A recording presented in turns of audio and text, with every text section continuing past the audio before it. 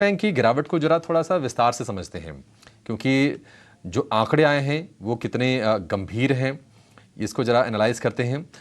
NI है वो 82 आय अनुमान से कम रही है, तिमाही आधार पर करीब 4% के आसपास की बढ़त आई है, अनुमान से कम रही है। लेकिन लिक्विडिटी कवरेज रेशियो को लेकर बाजार को एक और चिंता है, 110 पर है, लेकिन बैंक ने जो रेंज अपनी तय की थी वो 110 से 120% की तय की थी, यानी कि लोअर एंड पर है, 110% पर ये एक टेंशन की बात जरूर है। प्रोविजनिंग की बात करें तो 2900 करोड़ से बढ़कर 4216 करोड़ रुपए, और उसमें एक अल्टरनेटिव इन्वेस्टमेंट फंड वाला जो मामला था करीब 1200 करोड़ के आसपास का पूरा 100%, उसका भी प्रोविजनिंग है। तो एक और चिंता, डिपॉजिट ग्रोथ धीमी हो रही है, कहीं ना कहीं ये एक तनाव का मुद्दा हो सकता है। तिमाही आधार पर सिर्फ 2% के आसपास की बढ़त है। और FY24 में जो नए ब्रांचेज जो खोलने का लक्ष्य रखा था बैंक ने, 1400 की 1500 की संख्या थी, उसको घटाकर 800 से 1000 कर दिया है। तो इसको लेकर बाजार कहीं ना कहीं चिंतित जरूर है, क्योंकि बाजार ने उसको काफी रेस्पेक्ट किया था उस आंकड़े को, और उसके बाद हमने देखा था कि स्टॉक में थोड़ी थोड़ी तेजी हुई थी। अब गौरांग सर, 6-6.5% ये शेयर टूट गया है। पहले तो आप ये बताइए कि आपको नतीजों में जो निराशा है, ये आंकड़े आपको कितने गंभीर लग रहे हैं और कब तक इनकी भरपाई संभव है? और दूसरी चीज, 6-6.5% ये टूटा हुआ है, कहां तक चला जाए तो आपको फ्रेश खरीदारी के लिए कंफर्ट मिलता हुआ दिखाई देगा?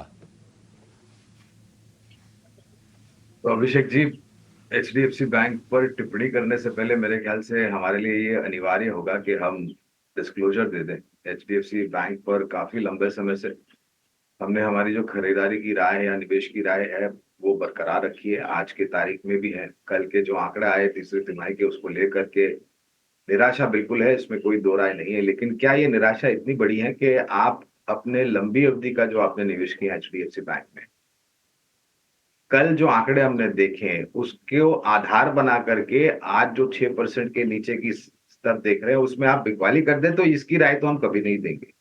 हम तो बने रहने की राय देंगे, और अगर आपके पास निवेश लायक पूंजी है और निवेश करने की क्षमता है, समय सीमा की कोई पाबंदी नहीं है, और अगर आप साल 1.5 साल का नजरिया रखते हैं तो और भी निवेश कर सकते हैं, जोड़ सकते हैं। जिनको नया निवेश करना है हम उसकी भी राय देंगे।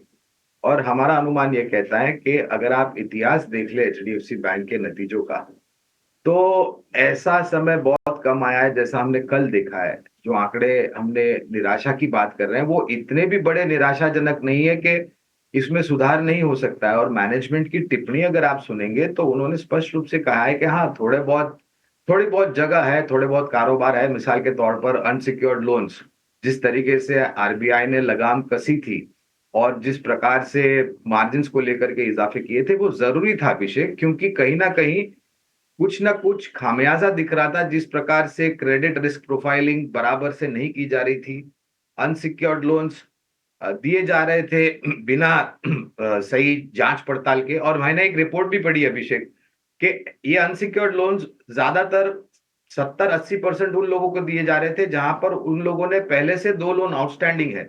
तो वित्तीय क्षेत्र में अनुशासन रखना बहुत जरूरी है। अगर वित्तीय क्षेत्र में कमजोरी आता है और कुछ घटना हो जाती है तो उसको नियंत्रण में लाने के लिए बहुत समय लगता है।